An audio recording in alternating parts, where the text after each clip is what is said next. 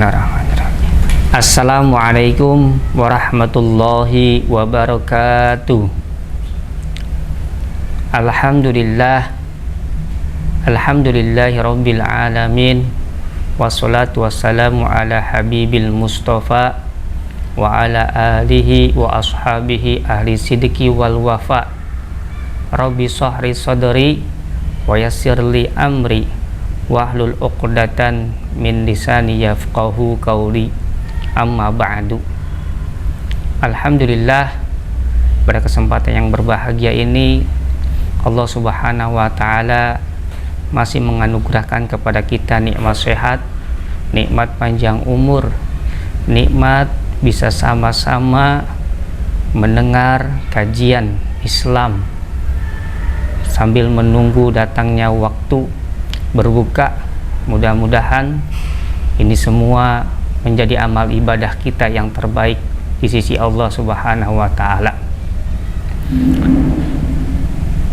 Para sahabat Darussalam yang dimuliakan Allah Subhanahu wa taala, suatu hari Nabi kita Muhammad sallallahu alaihi wasallam pernah mengatakan, ma ubidallahu bisyai'in afdalu min fiqhihi fiddin, yang artinya tidak ada ibadah yang lebih baik di sisi Allah daripada ibadah mendalami ajaran agama kita.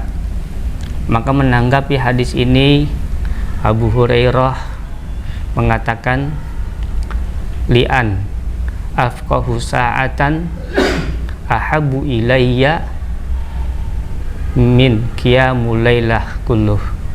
1 jam dalam mencari ilmu lebih aku sukai daripada aku melaksanakan sholat sunnah semalam suntuk. Oleh sebab itu, di bulan yang mulia ini, mari senantiasa kita tingkatkan ibadah kita kepada Allah Subhanahu wa taala melalui berbagai macam ibadah yang dengannya itu kita akan meraih kesuksesan dalam pengabdian di bulan yang mulia ini. Para teman-teman, sahabat Darussalam yang dimuliakan Allah Subhanahu wa taala, Allah Subhanahu wa taala berfirman di dalam surat Az-Zuriyat, qala Allah taala fil Quran, wa ma khalaqtul jinna wal insa illa liya'budun. Tidaklah jin dan manusia kami ciptakan di dunia ini melainkan hanya untuk beribadah kepada Allah Subhanahu wa taala. Maka sejatinya kita hidup di dunia yang panah ini hanya menunggu dari satu sholat ke sholat yang lainnya. Maka sambil menunggu itulah kita diperintahkan oleh Allah untuk melaksanakan aktivitas guna memenuhi semua kebutuhan hidup kita, mulai dari bekerja dan juga berinteraksi sosial yang tentu di dalamnya harus diikuti dengan unsur-unsur Islami agar satu sama lain saling memahami, saling memberikan faidah yang dengannya tidak ada yang terzolimi dan tersakiti. Oleh sebab itu, ketika kita menunggu datangnya waktu sholat ke sholat yang lainnya, maka akan lebih baiknya kita penuhi sarana tersebut dengan melaksanakan ibadah. Karena sayang ketika kita telah dianugerahkan oleh Allah di bulan yang mulia ini, kita lalui dengan hal-hal yang biasa, padahal kita pernah mendengar dari berbagai macam ceramah yang disampaikan oleh para ustadz, kiai, guru-guru kita, di mana Allah Subhanahu wa taala melipatkan pahala di bulan yang mulia ini. Maka dengan sarana ibadah tersebut, mudah-mudahan kita akan menggapai kebahagiaan di dunia dan di akhirat. Para sahabat Darussalam yang dimuliakan Allah Subhanahu wa taala, hari ini kita berada di bulan yang mulia, bulan yang dinantikan oleh seluruh jutaan umat manusia Karena di bulan inilah Allah menurunkan berbagai macam karunia-Nya, rahmat-Nya, serta kasih sayang-Nya, juga pengampunan-Nya. Maka di bulan yang mulia ini akan lebih baiknya kita isi dengan hal-hal yang bermanfaat, karena dengan mengisi hal yang bermanfaat tentu akan menambah nilai kualitas keimanan kita kepada Allah Subhanahu wa Ta'ala. Karena sejatinya kalau kita lihat di dalam surat Az-Zuriyat, Allah Subhanahu wa Ta'ala berfirman, "Wa ma khalaqtul jinna wal insa illa liya'budun." Tidaklah aku ciptakan jin dan manusia melainkan hanya untuk beribadah kepadaku. Maka Allah Subhanahu wa Ta'ala menciptakan kita di dunia ini bukan untuk bekerja semata, mengumpulkan harta, mengumpulkan sendi-sendi kehormatan, namun jauh lebih dari itu, kita diciptakan di sini untuk beribadah, mengagungkan, menyebarkan kalimat tauhid, yang dengannya itu kita akan bahagia dalam menghadapi kehidupan yang akan datang. Sahabat Darussalam yang dimuliakan Allah Subhanahu wa Ta'ala, maka amalan di bulan yang mulia ini kita isi dengan hal-hal yang bermanfaat, yang diantaranya yaitu mari di bulan yang mulia ini kita jadikan hidup kita disibukkan dengan belajar dan belajar, khususnya kita belajar ilmu agama, karena Allah Subhanahu wa Ta'ala melalui lisan Nabi kita Muhammad SAW mengatakan, innallaha abghadu ala abdin mahirun fid dunya wa jahilun fil akhirah, yang artinya sesungguhnya Allah Subhanahu wa Ta'ala sangat murka kepada seorang hambanya yang dia pintar dalam urusan dunia, cerdas dalam urusan berhitung, cerdas dalam urusan bisnis, cerdas dalam urusan organisasi, wal jahilun fiddin, namun dia bodoh terhadap urusan agamanya. Bagaimana sebuah keluarga akan hidup harmonis kalau seorang suami tidak mengetahui hak dan kewajibannya? Bagaimana seorang anak itu akan menjadi soleh dan solehah manakala dia tidak mengetahui hak dan kewajibannya terhadap kedua orang tuanya? Oleh sebab itu, maka dalam keterangan yang lain, Nabi kita Muhammad SAW mengatakan, ma ubidallahu bisyai'in afdalu min faqihi fiddin. Tidak ada ibadah yang lebih baik daripada ibadah mempelajari ilmu agama. Menanggapi hadis yang tersebut, sahabat jalil Abu Hurairah radhiyallahu anhu berkata, li'an afqahu sa'atan ahabbu ilayya li'an aqoma qiyamul lail kulluh, yang artinya 1 jam belajar ilmu agama lebih aku sukai daripada aku melaksanakan sholat sunnah semalam suntuk. Oleh sebab itu, maka di hari yang mulia ini, di bulan yang suci ini, dalam keadaan berpuasa, mari sama-sama kita baca kembali buku-buku agama kita yang insya Allah akan mempertajam keimanan kita dan akan memperkuat ketakwaan kita kepada Allah Subhanahu wa Ta'ala.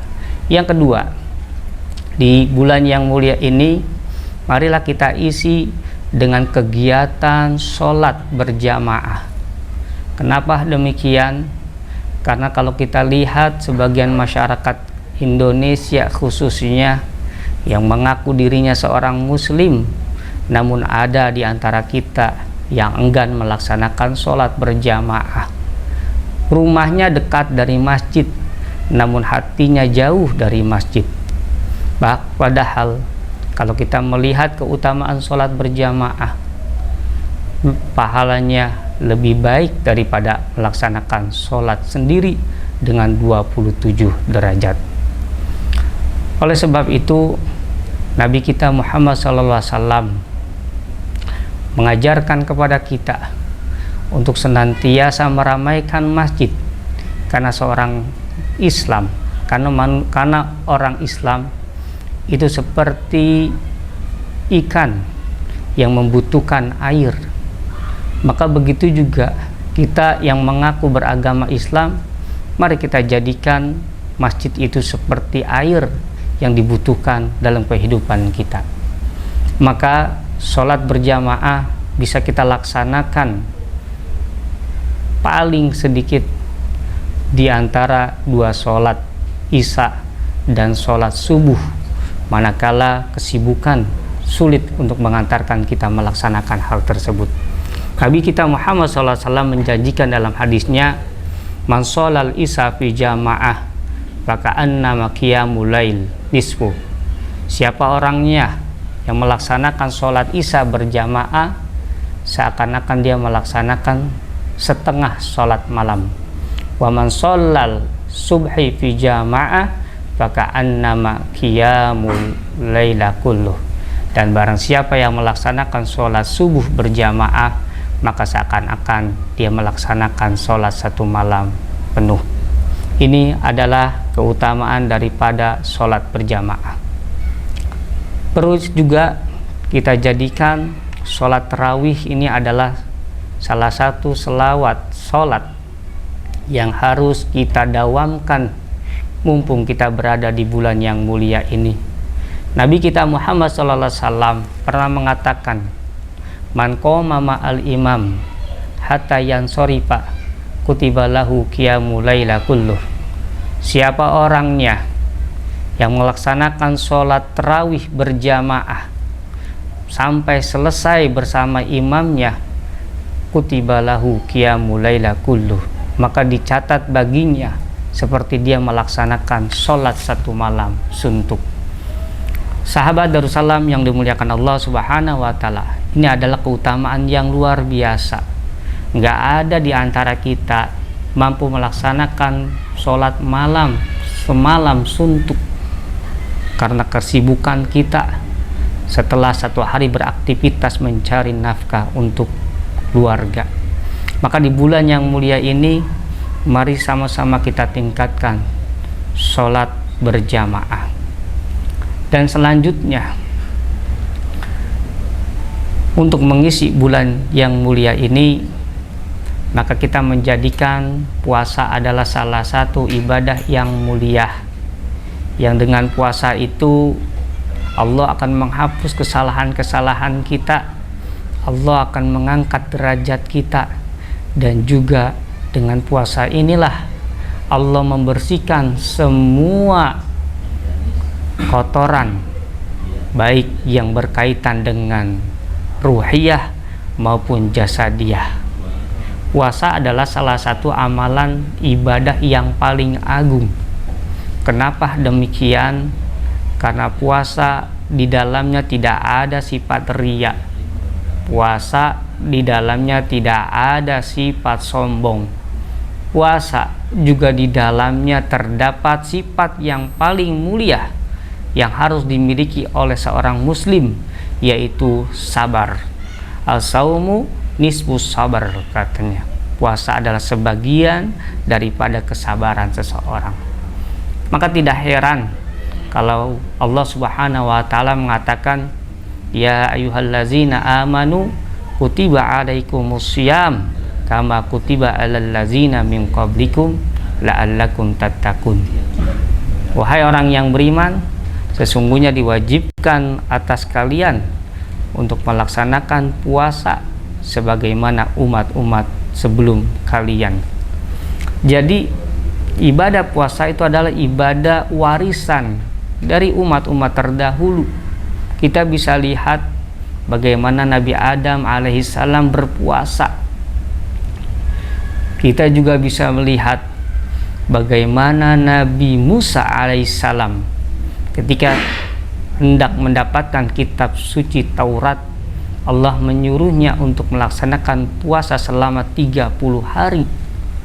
Namun ketika di 30 hari inilah Allah Subhanahu wa ta'ala menyuruh lagi kepada Musa untuk puasa 10 hari karena disebabkan oleh kelalaian Musa. Apa itu? Ketika ia selesai puasa selama 30 hari, ia ingin berbicara kepada Allah Subhanahu wa ta'ala. Namun ia malu kalau mulutnya bau karena disebabkan puasa. Maka dia mengambil rumput untuk dimakan agar menghilangkan rasa bau tersebut. Namun ternyata Allah menegurnya, "Wahai Musa, kenapa kamu berbuka?" Kata Musa, "Ya Rob, sesungguhnya aku malu ketika berbicara kepadamu dalam keadaan mulut yang bau." Namun apa jawaban Allah Subhanahu wa ta'ala? "Wahai Musa, sesungguhnya baunya mulut orang-orang yang berpuasa lebih aku sukai daripada minyak kasturi. Maka berpuasa lagilah kamu selama 10 hari." Maka lengkaplah Nabi Musa alaihissalam berpuasa selama 40 hari.